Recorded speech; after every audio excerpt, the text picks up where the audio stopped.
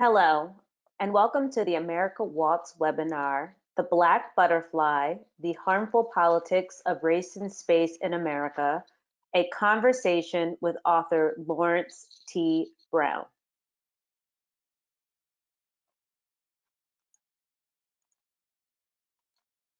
My name is Veronica Davis, and I am on the board for America Walks. I'm joined by my colleague, Kelsey Card, who is the Communications and Development Manager and running the tech this afternoon.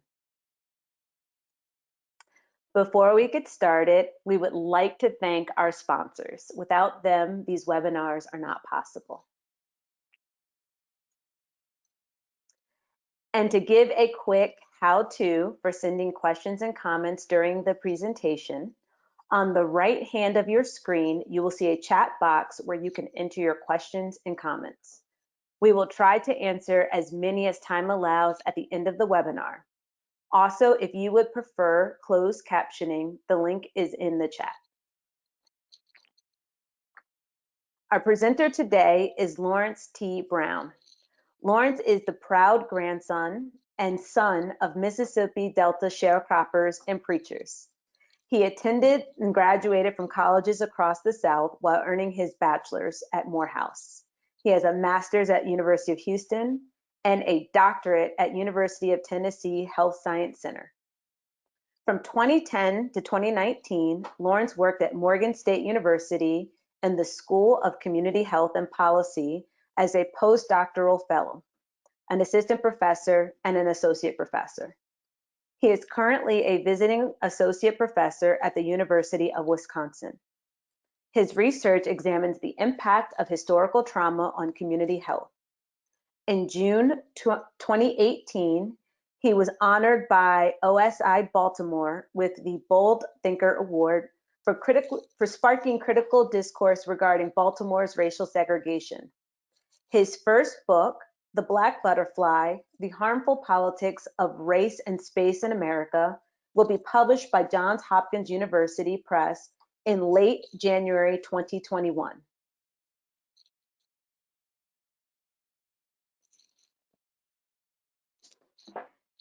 And now I will turn it over to Lawrence T. Brown.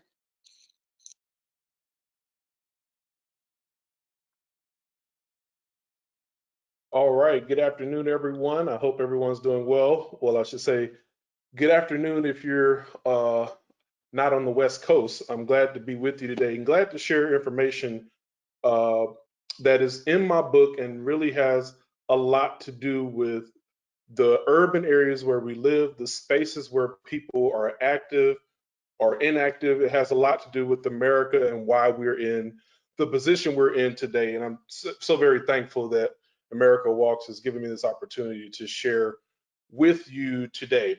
And so I want to talk a little bit about this presentation, Mapping Baltimore Apartheid. I want to walk you through some of the ways in which urban apartheid was erected in America, and then connect that with the way people are able to be mobile, the way that they're able to walk, run, be active in their community, which of course contributes to health and well-being overall. And so my book has more of this information. If you're interested, it will come out in January next year at the end of the month, the 26th of 2021. And I'm looking forward for people having a chance to check it out. So let's dive right in. Once upon a time, in the city of Baltimore, off of the Chesapeake Bay in America, urban apartheid was erected. And you see this language in 1902 from the Buffalo commercial. They're writing about Baltimore. And you see it's a bit cut off at the top. The language says Negro invasion. White residents of one of Baltimore's swell sections up in arms. And you see it reads the invasion of the western end of Drill Hill Avenue, one of the approaches to the park, by Negro residents. Negroes are colored, or what Black people were called at the time, is damaging real estate values and arousing hostile feeling among the white residents and property owners. And so right there in the first sentence, you see the rationale, the original rationale that sort of is involved when racial segregation is erected. And it's that notion that Black people moving in will damage real estate values. And so this becomes one of the original rationale for establishing urban apartheid. And you see here Fannie Williams, a colored laundress. She moved into a house on Jewel Avenue, and she was the first to break the color line above Mosher Street. And so Baltimore, you see this language over 118 years ago, and racial segregation is rooted in this fear about what will happen to white real estate values. So then we go to City Hall. Right here, we know what happens in City Hall. That's where the laws, the ordinances, the policies are passed by the mayor, the city council, and governing officials. And so in 1910, the New York Times Magazine, they cover the story of how Baltimore tried drastic plan. It tries drastic plan of race segregation. Strange situation which led the Oriole City to adopt the most pronounced Jim Crow measure on record. And right there in the middle, that's the man in the middle, Baltimore Mayor John Barry Mahul. He passed the first residential racial zoning law in American history in 1910, December the 10th, 1910. And what had happened was there was this Black man right here. His name is George McMecken. He moves into a house, 1834 McCullough Street. You see it pictured right there in the middle. And he did what Black people love to do. Yes, we can. We're moving on up. We finally got a piece of the pie. But the white community said, oh, no, you can't. And so you can actually see here in the article, there's the windows of his home are broken because his white neighbors, when he moved in, they attacked his home. They threw rocks through his windows. They threw bricks through the skylight, through the roof of his house. They attacked his wife, his children. They attacked their home, all because they tried to move into a formerly all-white block. And so actually, it's pretty small here, but the New York Times also uses that language. They say where the Negro invasion has depreciated values in that picture in the middle to the left. And so this notion of a Negro invasion, this is sort of being touted and put out into newspapers at the time. And so now we go to North Central Baltimore and we get a bit of the story of what happened there. And here you see this pamphlet of the Roland Park Company. The Roland Park Company, Roland Park is a very posh, beautiful, suburban-esque place. And I say suburban-esque for a reason, because at this time, the Roland Park community was not yet a part of Baltimore City. It was actually a part of Baltimore County. It would become a part of Baltimore City a few years later. But by 1912, this guy right here at the bottom left, Edward Boughton, he was the general manager. And he and his company, they pioneered the use of community-wide racially restrictive covenants. Now, what are those? A restrictive covenants like the deed to your house. Somebody buys their home, they receive the deed, and the deed is like, congratulations, you have purchased your home, keep your yard cut, keep your shrubs trimmed, keep your driveway clean. And by the way, when you sell your home, you cannot sell to any Negroes. And so that is a racially restrictive covenant. And so Edward Boughton, the Roland Park Company, they developed 4 neighborhoods in Baltimore, the Roland Park community, Guilford, Homeland, and later the Northwood communities. But they also had a competitor developer called the Forest Park Company in far west Baltimore. And as a competitor, they wanted to be just as racially exclusive as the Roland Park Company. So they also used racially restrictive covenants. These would become used by developers around the nation. And so the Roland Park Company is the notorious pioneer in that regard. And you can read more about this in the Johns Hopkins magazine with this article right here. Roland Park, one of America's first garden suburbs and built for whites only, by Elizabeth Evans Dickinson.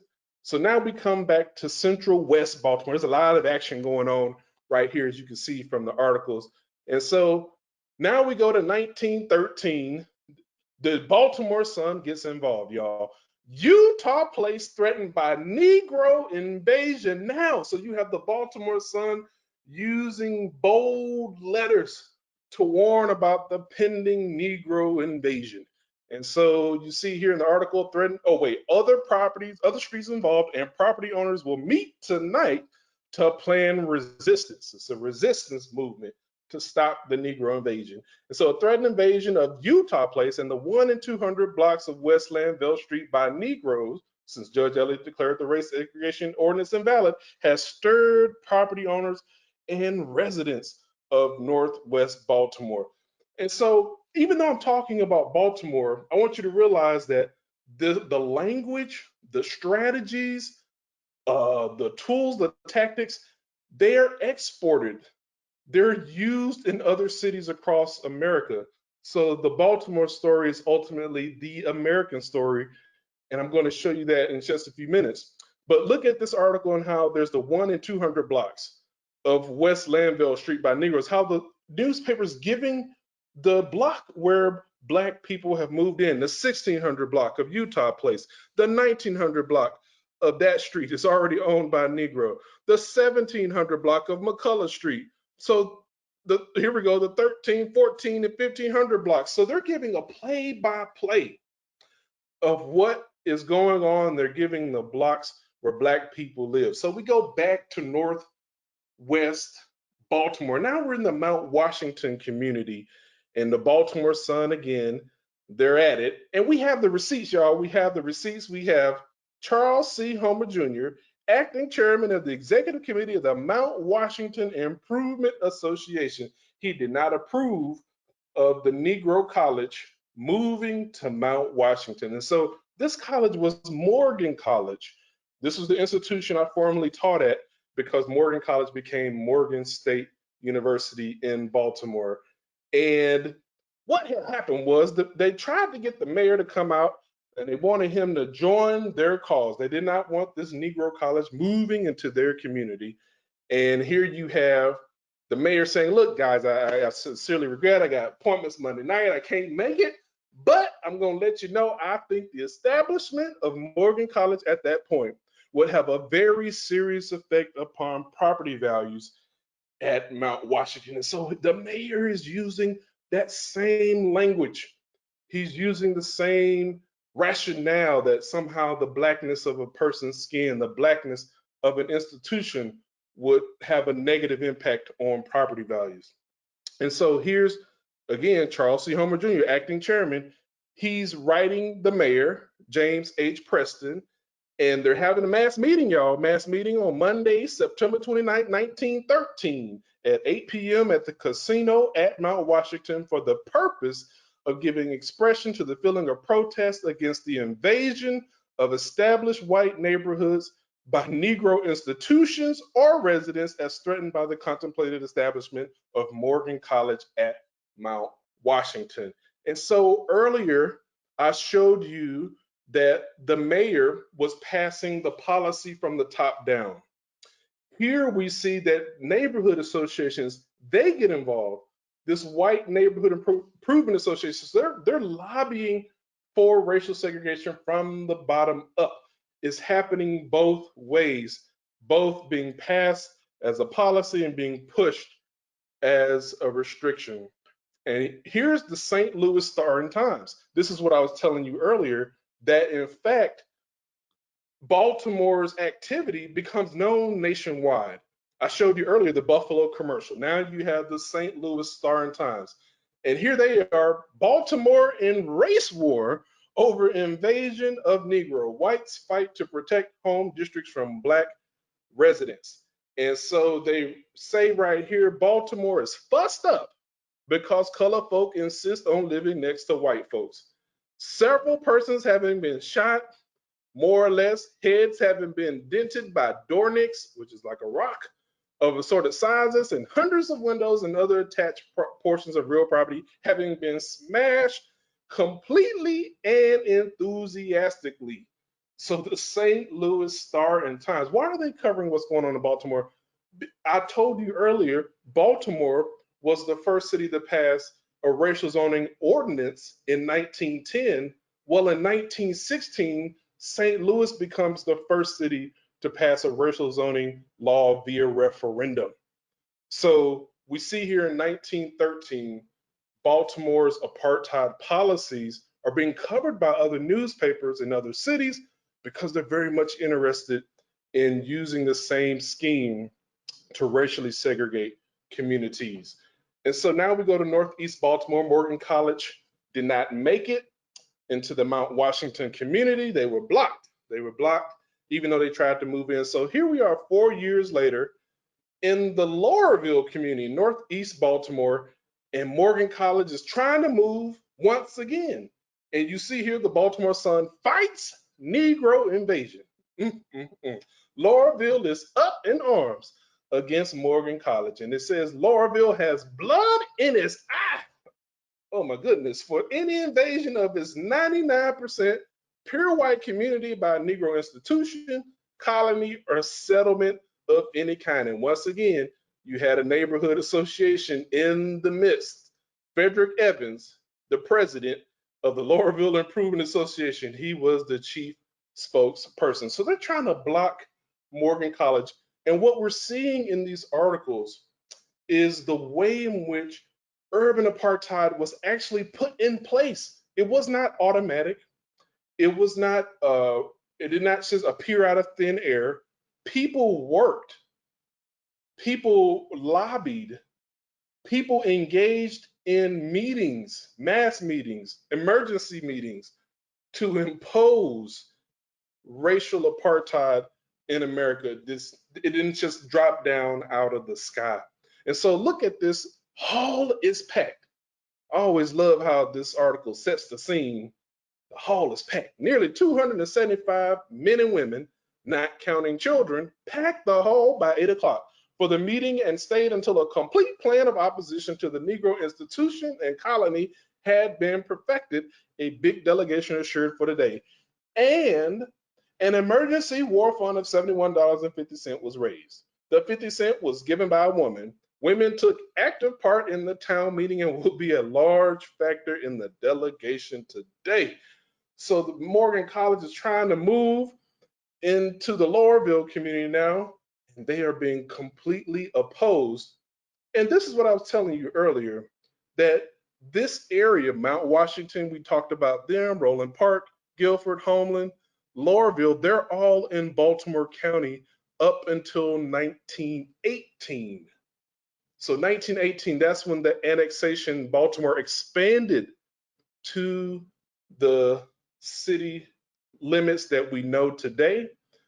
But up until that time, this was the suburban area. This was Baltimore County. And this actually reminds me that it's important to realize that urban apartheid is also was also put together, it's also reinforced by suburban areas. Look at the way in which suburban areas, not just Baltimore City, but Baltimore County, the surrounding counties to our urban areas outside of St. Louis, outside of Chicago, outside of Buffalo, New York, Philadelphia, Cleveland, Cincinnati, those suburban areas, they help double down on urban apartheid. And this is a part of America's history. So we go back to City Hall, and we zoom in. Why was Laurelville so afraid of a Negro colony? Because Mayor James Preston was proposing a suburban colony. He wanted to uproot several hundred Negro families and move them out to Baltimore County. And y'all, this is where my field gets involved. Right here, you see Dr. William T. Howard, acting commissioner of health. So public health is in the midst. And it says he presented statistics showing that the death rate among Negroes was nearly 100% greater than among white people due to conditions under which they live. Now, this is very important. Number one, a lot of people love data. Data, big data, little data, green data, yellow data. People love data these days. But I want you to see how data can be weaponized and used to justify racial segregation and forced displacement. Look at these statistics over here. Pulmonary disease, and they're showing the percentage of increase, how it's higher for Black people, higher for the Negro race than it is for the white race. Pulmonary tuberculosis, pneumonia, syphilis, influenza, poliomyelitis, whooping cough, chronic heart disease, cerebral hemorrhage, chronic nephritis, congenital debility. They're saying, look, these people are diseased. These people are diseased. We got to keep them from living where we are. In effect, racial segregation is also a type of quarantine, keeping people who are attached with disease away from the white community, even though they understood very clearly that this was due to conditions under which they lived. So it was not, they understood it wasn't genetic. They understood that it wasn't laziness or being shiftless or trifling or all the other stereotypes that we like to put on Black people in America, but it was due to conditions under which they live, housing conditions, neighborhood conditions. And at this time, we're talking about alleys that weren't paved because many African Americans are leaving the deep South at this time, trying to come north, and they live in these alley homes where the alleys aren't paved. There was no sewer system in many of these alleys. And so you can only imagine, with no sewer system, if you're living in a wooden shack and you're defecating or urinating, where does that go? It goes into the alley, which is unpaved, so it's not being washed down the street, and it's not going into a sewer system because the sewer system hadn't been installed yet in the alleys. And so the conditions, these were the conditions, and these were the reasons behind these diseases that we see, many of these infectious bacterial diseases and viral diseases that spread heavily due to the lack of not just personal sanitation, but community, municipal sanitation. And so the conditions were the reasons. We have a pandemic right now, as a matter of fact, and this pandemic actually is spreading in many of the same communities, in hypersegregated cities, in redlined communities, on native reservations, in places where there's mass incarceration, in fact. The pandemic, the COVID pandemic that we're facing right now, actually is rooted in the conditions under which they live. It's the same thing going on today, the same thing going on right now. And so there's Mayor James Preston. He's right there in the middle, the man in the middle, hanging on the steps with him and his homeboys. They're chilling, got their suits on, looking nice, but that's him in the middle. I want you to see who he is. That's Mayor James H. Preston. And I have to say, he was the most racist mayor in Baltimore City's history. Now, Dr. Brown, why would you say something like that? Because you can see from this Sun article that every time a plan went wrong, he had a new segregation plan that he could put into place to replace the plan that didn't work before. So he tried repeatedly to put racial segregation into effect. And we see, once again, public health, people who are in the field of population health, our field is implicated right here to protect cities' health. The mayor, however, at the bottom has conceived the idea of an ordinance, a law, a policy, conceived to see how it had to be thought up and put into place, passed by the municipalities' police powers. So now you got the police involved. The police, somebody has to enforce this. So now you got the police to protect the health of its citizens, which would segregate Negroes in this city because having a much higher rate of tuberculosis among them than there is among the whites, they constitute a menace to the health of the white population. So this is very striking, very clear. There's just no mistake about it at all, that racial segregation, again, was something that was put in place through planning, through laws, through practices, through systems, through budgets. And I'm going to zoom ahead in this presentation because I want to leave time for Q&A. And in 1937, the federal government gets involved. And so you see this form, NS Form -8, June the 1st, 1937. And this is Freddie Gray's community in Central West Baltimore. This community receives a grade of a D, security grade D. Dr. Brown, why did he get a D? Right here, detrimental influences, obsolescence, Negro concentration, excessive ground rents. Wait a minute, Negro concentration? So Negro concentration is used as the justification by the federal government. This was completed by the Homeowners Loan Corporation, which later becomes the Federal Housing Administration. This is during in the run up to World War II, getting ready to have the Great Depression. The federal government is stepping into the housing arena. And so they're using this to rate communities. And so because of this Negro concentration, this community gets a D.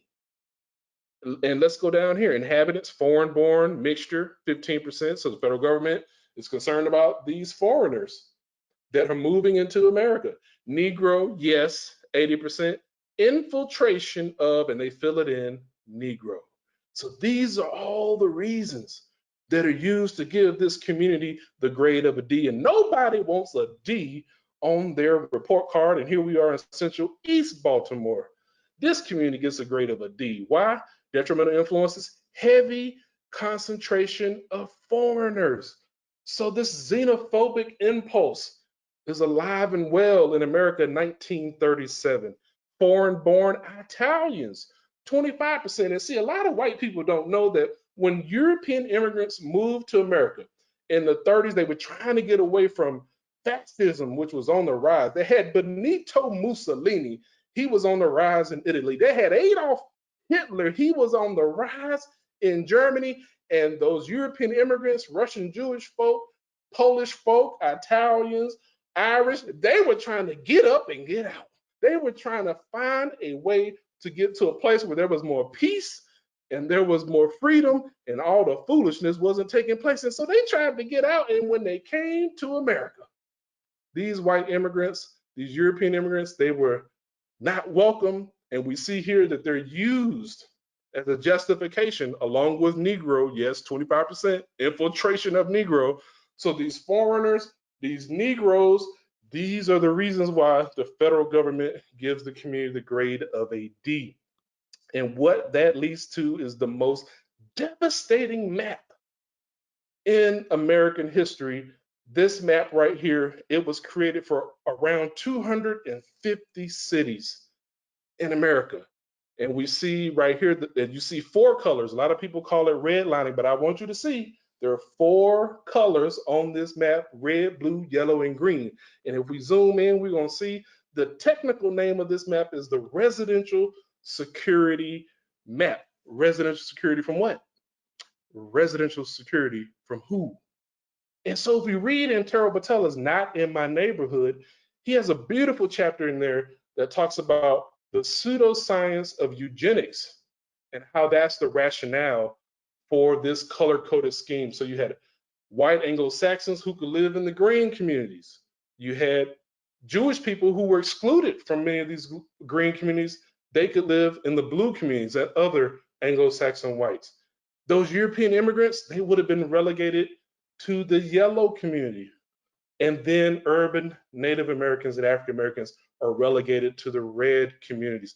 And this map right here, ladies and gentlemen, they and them, this map right here, it determined which communities had access to capital, which communities would receive small business loans, which communities would receive home lending from banks under favorable conditions. And so this map determined which communities would receive access to resources year after year, decade after decade. And this map actually contributes to, in many ways, the establishment of green apartheid, urban apartheid. I talked about that earlier, but it also contributes to green apartheid. Which communities have good parks? Which communities have good rec centers? Which communities have good sidewalks? So if we want to talk about America walks, American mobility, people having the ability to exercise and stay healthy in their community, we have to think about this history. we have to think about this legacy, these policies, practices, systems, and budgets which put into place a regime, a system, a layout, a spatial arrangement that certain communities had more ability to go out on a beautiful walk compared to other communities that were not able to take those beautiful walks through their community. And so we see here 80 some odd years later, this research from Zillow, they showed that from 1997 to 2017, 20-year period, look at how those four colors, how the housing values in those four color coded communities are still basically the same as they were in 1937. Red is still at the bottom, still red line, still property values lower than yellow, green, and blue. You see green and blue are inverted, but they're both still at the top. And yellow is number 3, and red, the D communities are still. So 80 years later, the impact of redlining, which introduced green apartheid, is still with us. It's still having an impact. And in fact, redlining is actually still going on today. And it leads to this term right here, Segrenomics, coined by a scholar named Noliwe Rooks.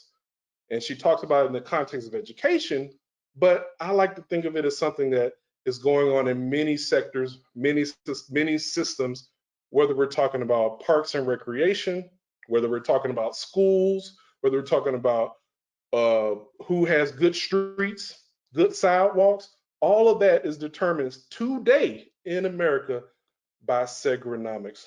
And so I'm going to end right there and end with this statement before I turn it back over to Veronica, that we cannot make Black lives matter if we don't make Black neighborhoods matter. Thank you. Woo! You definitely a preacher's kid. I was over here like, I was ready to chicken wing. Hey. It's in the blood. I just can't get rid of it. It's okay. I was waiting to turn to what do you say? Turn to your neighbor. They ain't ready for that. They ain't ready. They're not ready. They're not ready. Okay, let me get my board hat on. Because Black people, we got a code switch. So let me get it back. So thank you so much, Dr. Brown, for this thoughtful discussion.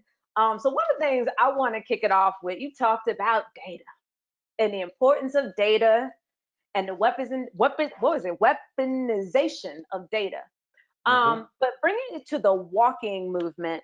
So one of the things that we know year after year after year after year, the Complete Streets Coalition, they work so hard and they put out their Dangerous by Design, and it says the same thing every year, that Black, Hispanic, Indigenous people are dying. We are overrepresented in the population that are dying by walking. So in this history lesson, how does that history lesson that you just walked us through get us to the fact that we are overrepresented in the people who are dying just trying to walk down the street? Well, there's a phrase I use, if y'all check out the blog I put together for this presentation for America Walks, I use the phrase walking while Black. So we're walking while Black in redline communities. And in redline communities, there's lots of research showing that environmentally, more toxic waste facilities are placed in Black communities. More pollution facilities are placed in and around Black, brown, Native communities. And so when Black people are just walking while Black, they're breathing in these toxic fumes. So they're dying because of the intentional location. The expulsive zoning is what it's called in the academic literature, placing negative amenities, or not amenities, but placing negative facilities in Black communities. So you talk about liquor stores, you can talk about all kinds of other things that other people don't want in their community. You don't see in rich communities, but they're dumped and placed in red line Black communities.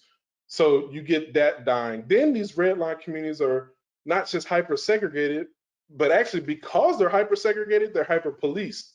So then you're walking while Black, or you're running like Ahmaud Arbery, or you're trying to get to where you need to go. You go on a Starbucks or whatever the case may be. So you're walking while black, and the police view blackness as a threat in American society, and that goes back a long way. So then black people are dying while black, walking while black, because of being hyper policed. And then there's dying while walking while black, just in terms of like the resources I said, Segrenomics, when you don't have resources in your neighborhood, and this is structural, it's not an individual deficiency. You know, I like to tell people it's not the case that poor people decide to randomly cluster together. Come on, y'all, let's be poor. What are we gonna be poor? I don't know, let's be poor randomly over here. Let's just cluster randomly and be poor together. That is not how it happened. You see, and I got a whole lot more. I just didn't have time to get into it. There are all kinds of policies, practices, systems, and budgets that were intentionally put in place so that when you're walking while black, your sidewalks aren't as good in your neighborhood. The rec centers aren't as good. The parks aren't as good. The green infrastructure isn't there. The tree canopy isn't there. And there's research that shows how the urban heat island effect plays a role. It could be 10 degrees hotter in a red line community, temperature wise, than it is in a green line white community. And who wants to walk in some super hot weather without having nice, beautiful shade? Everybody loves the shade, right? But when you don't have that shade, you don't want to go walking. And then don't live in a house that don't have AC in the middle of the summertime. You could be dying while black sitting in your home because of these factors playing a role. Mm-hmm. Okay. Okay, I'm gonna keep it together. So the question from the audience, and if anyone else has any questions, just put them in the chat. We're gonna try to get to as many as possible. So speaking of economics, so the first question is, do you have a sense of how much of the white concerns are truly economic versus real estate values just being a cover for deeper racist feelings? If the homes, oh good Lord, if the homes were not as much as a commodity, do you think whites would have just found another reason to fight for racial integration? To fight Uh, racial. right, to fight it. Well, I mean, you saw there was another reason. After real estate values didn't work in the courts, then public health was used.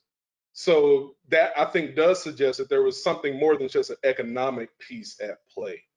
Um, and you know, in doing this research, and actually it's sort of thinking about and giving these presentations that I give, I think it's dawned on me that a big part of racial segregation in America, urban apartheid, a language used by Nancy Denton and Douglas Massey. They wrote a book called American Apartheid back in the 90s, and other scholars have used that language as well. Apartheid, all it means is separateness, being apart. And so American apartheid, I think, is rooted in, I think, negative conceptions of blackness. And I think what I've also come to the feeling of is that it was literally done to help secure health.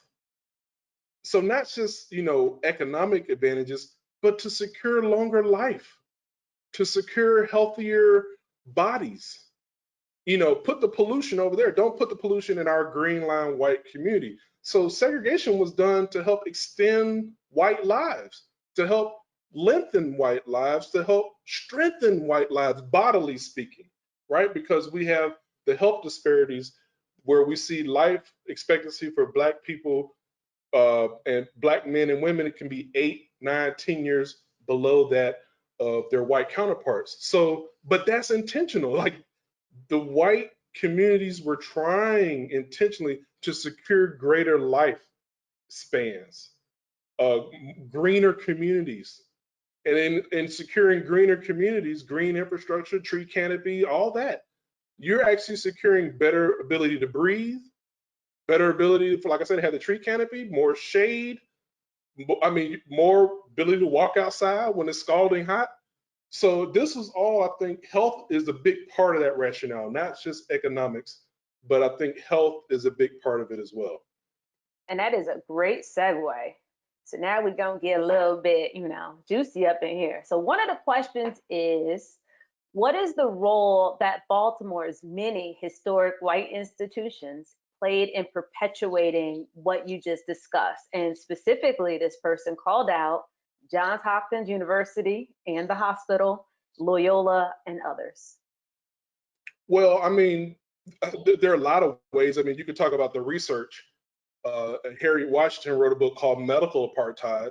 And so you could talk about the experimentation on African Americans that many of these, Hopkins being primarily among them, conducted. But I like to go to back to the urban built environment once again, that many colleges, there was the Housing Act of 1949 and then the Housing Act of 1954. And both of them, despite the name Housing Act, so there was some public housing, but both of them really authorized and then expanded urban renewal. And in the 1954 Housing Act, it authorized universities like Johns Hopkins on the east side of the city, like University of Maryland on the west side of the city. It gave them the purview to buy land, uproot African Americans, and expand their campuses. So I think, and not just universities, but hospitals as well. So there's Johns Hopkins has a university and a hospital. So in university hospitals usually located downtown. So urban renewal was designed to renovate and renew these downtown areas which had become blighted. And I use quotes because blight is often code for black or other undesirable influences like those European immigrants at the time, foreigners. So I think that again, like I showed earlier, it's not just the mayor from the top down, it's neighborhood associations lobbying from the bottom up, and it's those powerful institutions in the middle, universities, hospitals, they play a role in helping create urban apartheid and then maintaining it. And I think this is true not just for Baltimore, but around the nation. Yeah, absolutely. My sister went to Johns Hopkins, and I was appalled. I guess I'm just going to say appalled. You have one of the top research institutions in the world and some of the poorest health outcomes of the community that surrounds it. But here's a quick question. What is the year? What is the year of the publication? I guess the title reference was to aid 990,000 Negroes. That was published 1917 or 18, but I believe 1917 because it's right before, again, annexation in the springtime of 1918. Baltimore expanded to its current size, and that's actually why James Preston, the mayor, had to come up with a new plan. He wanted to send Negroes out to the suburban area. Well, the city grew, and then it covered those suburban areas. So now it was creating an issue where it was just moving them to someplace else in the city, and that wasn't his plan. So he had to come up with something else. You know, that's how they do. So one of my favorite artists, formerly known as Mos Def, now Yasin Bey, says they want you successful, then they make it stressful. You start keeping pace, they start changing up the tempo. So that's what's going on there. All right, next question. So it looks like somebody has been taking some of these equity conversations to heart based on how this question is worded. What do you believe are the most effective steps citizens can take in dismantling the long-term economic results of redlining? Let me answer that question by saying, I'm gonna make an analogy. If you said, all right, I have, let's say I got COVID or meningitis or some other virus or disease that you don't want. Let's say I got it, right? And I walk into the doctor's office and they say, well, how do we get rid of, or how do we treat him? How do we treat a patient who's presenting with whatever kind of condition? You don't just you don't just get somebody off the street and say, all right, go in there and treat that person. That ain't how it works. You got to have somebody who's trained, who understands human anatomy. The knee bone is connected to the leg bone. You got to understand something about the physiology and the mechanics of the body. So a lot of people, when it comes to racial equity, they want to run solutions. And I'm like, no, stop, sit down, listen, and learn. Come learn this history, because this history is the anatomy of the body. This history is the knee bone connected to the leg bone and how we got to where we are today. And once you understand the anatomy, once you have an expertise in those policies, practices, systems, and budgets, I know I got some of my former students on here, so they know they've heard that phrase a many a time, right? Policies, practices, systems, and budgets. You got to learn it all. Why? Because that's what you have to undo. And if you don't know what was done, you don't know what needs to be undone.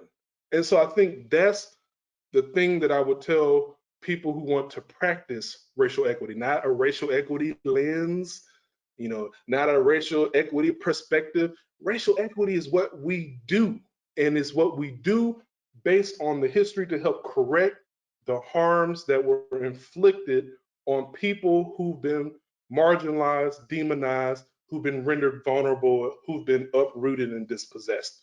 So once you have that history together, now you can get to work. And that's what I want citizens to do. And I talk about this in my book. I try to go through a 5-step process of what racial equity entails. And this first step is developing a deep understanding. Then you can get to work, because by the end, what you need to be doing is allocating resources. That's what has to happen. If no resources be allocated, you're not talking about equity. You may be doing something else. I don't know what you might be doing. But if I don't see resources being allocated to places that have been deprived capital, and I'm not talking about investment. I'm not even talking about that either, because that's sort of, ROI. You're looking to get something out of it. Public goods aren't about getting something out of it. Public goods are about, this is what it takes to have a healthy city, healthy neighborhoods. You don't look for ROI on roads, on rec centers. Nobody looks for an ROI on those. Why? Because they're public goods, right? So I think that's the thing that I would want people to do, is get that deep history and then dig in those budgets. Digging those budgets, digging those philanthropy budgets, digging the city budgets, digging the national budgets. And that's where we get to this discussion about, how much money we're spending on police and the military at the national level, when we need to be spending a whole lot more on health, housing, arts, parks, those line items of the budget that help people thrive. And speaking of funding, are you looking at these questions? Because you're just going right into it. Okay, so the next question is, do current Department of Transportation policies for capital investment, such as the FACTS Act, still select projects based on segregated metrics? I think a lot of transportation policy does it by default, because if you design transportation policy without understanding the history, I mean, transportation policy, first of all, let's think about how highways were built dead in the middle of Black communities. I talked about urban renewal earlier. Urban renewal was taking place alongside highway demolition or highway construction and the demolition of Black neighborhoods. So transportation, the rationale behind that, you had highways, freeways, roads built dead through Black communities, uprooting them, displacing them, pushing them someplace else. So in the name of transportation. So I think transportation has to have a reckoning. The DOT, the people that built the highways, all the railways, or they didn't build them. Like in Baltimore, there's a northwest light rail, but not an east-west light rail. So you look at what was built and what was not built. And you look at the reasons why, who had access to equitable transit, like those type of things. If the DOT and the other transit authorities in your community haven't reckoned with their own legacy, then they're not going to produce equitable policy. And that includes complete streets. There's a good scholarship by folks, I believe Julian Agayaman and others, that talk about, they have a book called Incomplete Streets. And they're saying that streets ain't complete. You can slap that name on it all you want, but if it's not considering this history, if it's not considering, folks that protest on these streets, folks that live on the streets, folks that panhandle on the streets, folks that may not be in the biking communities. There's a beautiful book by Melody Hoffman. I believe her book is Bike Lanes or White Lanes. Like this scholarship is challenging the notion that transportation is somehow this space where we don't need to be critical of the way transportation policies have been enacted and passed and before. Yeah, absolutely. And one things I've shared before, so my family actually lost property in Baton Rouge, Louisiana, to build the I-10 highway. And I remember as a child going to my great grandmother's house, and it was under the highway overpass. They just built the highway over, and I remember stories of, cars would go off the highway. There would be cows in the backyard, a whole bunch of stuff. Mm. So, lighter question of, is your book going to be available in digital format? It should be, yes, it should be when it comes out. I think we're going to do an audio book later, maybe 6 months after release, but the digital format should be there on the 26th of January. Hmm. So there's a question of how do we stop the foolishness? I like y'all. For the people attending, I love all y'all. How do we stop the foolishness? Uh, I mean, I just it's the same answer, just in terms of understanding the foolishness. Actually having the anatomy of the foolishness, and when we say foolishness, we talking about America being a hot mess. That's what we're talking about. We're saying that this whole system has been predicated and set up first on the colonization of land, taking the land of Native people in which we stand, and relegating them to reservations. So, I mean, we start with that, then we go to the slave trades, the transatlantic slave trade, the domestic American slave trade. We can go on to the treatment of women, the treatment of folks, the Chinese, the Japanese. So America has a real issue. To stop the foolishness, we have to recognize that this is America. Hmm. That's what the brother said. This is America. This is This is who we are. And so we're gonna have to look in the mirror. We're gonna have to look in the mirror. We're gonna have to look in the mirror and decide who we want to be for our children, Mhm. for our posterity. Are we really standing for justice for all, or are we standing for wealth and wickedness for some? Mhm. And so that this is America reference. Your homework is to Google and figure that out, and then you could tweet at Dr. Brown when you figure it out. So not a question, but a statement. You have to become anti-racist, not just stop being racist. Thank you for that comment. Oh, next comment. So this comment is, thank you, Dr. Brown. So blessed to hear you speak. I appreciate and applaud your statement that Black neighborhoods matter. Can you speak to the lack of diverse faculty representation in our universities and local colleges? Um, I was running a program a few months ago, and after the death of George Floyd, the murder of George Floyd, I was looking at our program, and I was looking at our contractors, and I was, I was on faculty, still on faculty, and look at the people I work with. I went to the clinic after he was that week after. It was a tough week, and my anxiety sort of exhibits as my heart clenching. So I go in because I don't know if that's a heart event or it's just anxiety. So we check that out. It's cool, but and I'm looking around. These are people that have graduated, people that have academic appointments, and I don't see nobody that looks like me. And you say, well, Dr. Brown, you in Wisconsin, but what I'm saying is there's Black people here in Wisconsin. So the healthcare workforce, the academic community needs to look like the people that are in that community. And the thing that I saw as director was that, before we talk about diversity, some folks we need to start with desegregation. Like y'all be jumping to diversity this, diversity that. You hadn't even desegregated yet. It's still, and having one or two Black people is not diversity, right? We're saying That part. proportionate representation. We're saying equity, right? That's what we're saying. We're saying we want to be a part of America fully, academia, everything else. And so, well, not everything else, but the good stuff. We want to build a good country, a good society where people can thrive. So, and academia is a part of that mess. Academia is a part of a place that still needs to be desegregated before it can be diversified. And so, academia and universities also need to look in the mirror, because that's the behaviors I talked about earlier: urban renewal. Today, that would look like gentrification. You have universities that pass policies like live near your work. In Baltimore, they're subsidizing gentrification. So I mean, we from the professor on up to the administrators, and we have to have leadership that reflects the communities.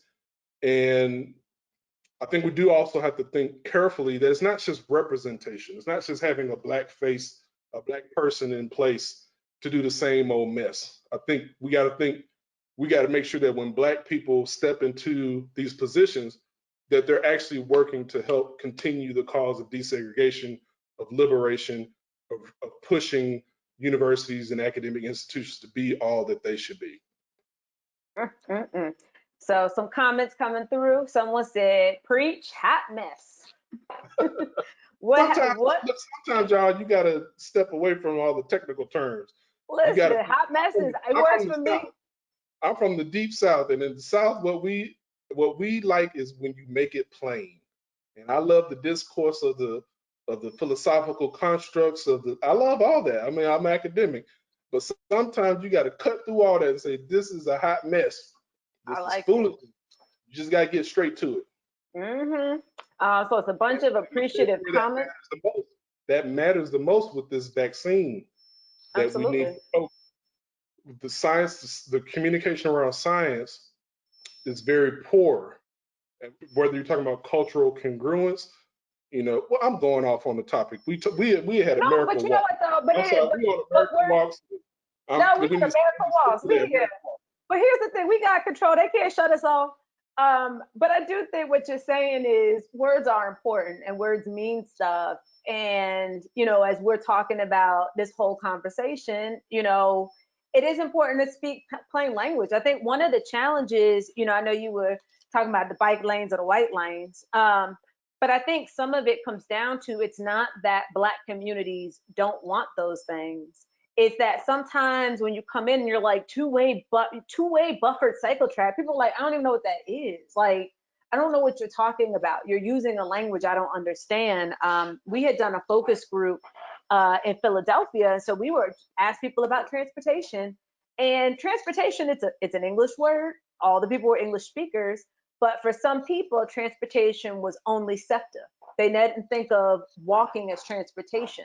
And I think Mhm. that's one of the things that at full circle back to America Walks, one of the challenges that we have is a lot of people don't think of walking as a form of transportation. And so when you don't think about it, then it makes all these other things a lot challenging. But let me get back on topic because I don't want Kelsey over here pinging me. Um, so you've answered a lot of these. I will say as we approach 3, and I was told I can go over, but I do want to be respectful of people's times because we are in a pandemic and people are at home trying to homeschool and do all this other stuff. So I do want to be respectful of people's times. So one of the questions is there are attempts in several cities to undo the results of redlining and improve the outcomes for people living in historically oppressed communities. Are you familiar with some of these? Are they purpose built? Are they genuine? Or are they gentrification? I mean, I'm sure there are a lot. I mean, I think the city of Richmond has an Office of Community Wealth Building. The city of Portland has an initiative to help uh, pay money to help bring back Black people that were displaced from the historic Black community there, which I believe is Albania. So, I mean, I think, there are attempts, but I think what I like to tell folks is, when we're talking about healing Black neighborhoods, that if you did $10 million worth of damage, don't come in with $10,000 and say we've done our job. Mm-hmm. Like the solution has to be at the level or above the damage that was caused. And so I don't know specifically about these efforts, but if it's not commensurate with the damage, then it's not going to be effective. Okay. And so we're going to get ready to start wrapping up. But I would tell you, so here's one comment. You know what? I know you got some Southern people here. Someone said, say it, serving hot grits. I Oh, think y'all being are, Southern is a superpower. So I love all my Southern folks. I love it. I love it. So as we are getting ready to wrap up, can you just give one final comment for the people, and then we will do our wrap up. Well, yes, I just want to thank you all for attending today. It's really been a pleasure and a joy. You find out a lot more in my book, and thank you, America Walks, for hosting this webinar. And I'm looking forward to hearing from you all. All right. Thank you, Veronica. I really appreciate the conversation. And thank you, Dr. Brown. And I look forward to keeping in contact with you. Well, Lawrence and Veronica, thank you so much for being here and sharing your wisdom with us. Lawrence, that was an extremely invigorating and informative presentation. And Veronica, thank you for leading a really in-depth and engaging Q&A. I know our audiences really have appreciated this today, so thank you. And again, we want to thank our sponsors for making these webinars possible. And if you enjoyed today's discussion, I want to ask that you consider playing a part in keeping more content like this coming your way by making a small donation today. Even $5 goes a really long way towards expanding and improving our work. So whether you're here with us live or you're at home watching the recording, that really does matter. So I hope you'll consider that today. And we'd love for you to join us on our next webinar on Wednesday, November 18th at 2 p.m. Eastern, 11 a.m. Pacific. That's CDC's Active People, Healthy Nation, Effective Strategies, and Importance of Collaboration. We hope to see you there. Thank you again so much for joining us today. This has been a critical discussion. Please keep a lookout for the survey email so you can tell us what you think. We do pay attention to your feedback and truly value your input. And again, thank you for keeping this chat so lively today and being engaging here with us. We hope you have a wonderful afternoon. Thank you.